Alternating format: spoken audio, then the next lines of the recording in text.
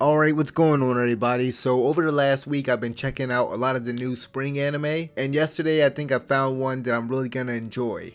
In the Heart of Kunoichi Tsubaki is the second show this season to really surprise me with its premiere. For those unaware, this anime is based off of a manga by Soichiro Yamamoto, the author of Teasing Master Takagi's son, and is produced by Cloverworks.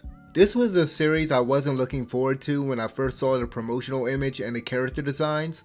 Initially, I wasn't a fan of Tsubaki's design, mainly her big forehead, and for some reason I got the vibes that this show could be a little sus. It wasn't until I saw the trailer weeks later that I became a bit more intrigued given its premise and setting, in addition to seeing Cloverworks' great animation. In the Heart of Kunoichi Tsubaki is about a girl named Tsubaki living in a village where contact between men and women is prohibited.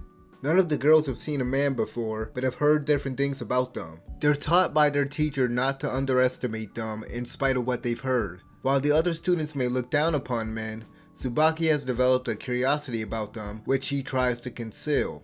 This show is basically Naruto if it was a comedy with a younger female cast. The whole segregated village premise is interesting, and along with Naruto vibes, this show also reminded me of The Promised Neverland. It's not just because the main cast consists of children who seem to be very close to one another. While this show is much more lighthearted and humorous, similar to the beginning of The Promised Neverland, the characters in the series are in the dark about an aspect of their world and are restricted in some way. Of course, with that other show, the tone and genre is different, with the limitations on the children being much worse and the revelations they discover being unsettling. Anyway, the first half of the episode is mostly focused on Tsubaki trying to bring her squad mates, Asago and Sazanka, back to the village after they left to go find and fight some men. The remainder of the episode gives the audience a taste of what these characters' daily lives are like, as Tsubaki's interest in men causes her to constantly lose focus. This was a very entertaining episode, and as a fan of Naruto, I enjoyed a lot of the ninja stuff that I've grown fond of for years now. Yamamoto must be a big fan of Kishimoto's series,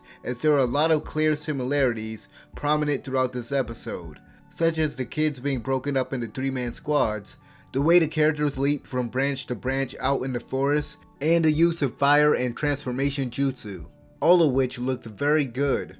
There is a short scene in the beginning where Tsubaki is trying to capture her squad mates that felt like something ripped out of early Naruto.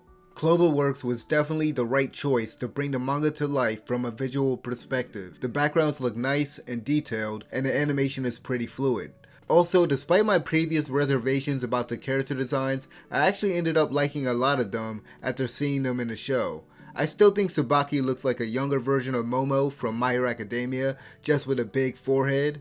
Besides the animation and art, the music is on point too. All they needed was some chanting during one of the tracks and it would have been even closer to something out of Naruto Part 1. Presentation aside, the characters were enjoyable to watch and there were several funny moments throughout the episode. They gave us enough time with Tsubaki and her squad to get a sense of their personalities. Tsubaki is the straight-laced one out of the trio, while Sazanka is mischievous. Asago appears to be very observant and has a big appetite.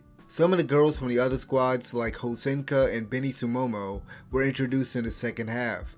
Judging by how she's brought in, I think Benny Sumomo will likely be a rival type character for Tsubaki. I'm not sure if that will be the case for Hosenka and Sazanka, in which there is an amusing scene where they get on each other's nerves. All in all, the first episode of In the Heart of Kunoichi Tsubaki was a good start for the series. The premiere moved at a smooth pace, with the final scene ending the episode on a funny moment with Tsubaki trying to evaporate a puddle. I recommend giving this a watch if you're looking for a good comedy with a bit of action. Let me know what you guys thought about the episode in the comment section below, and as always, thank you guys for watching. I'm out of here. Peace.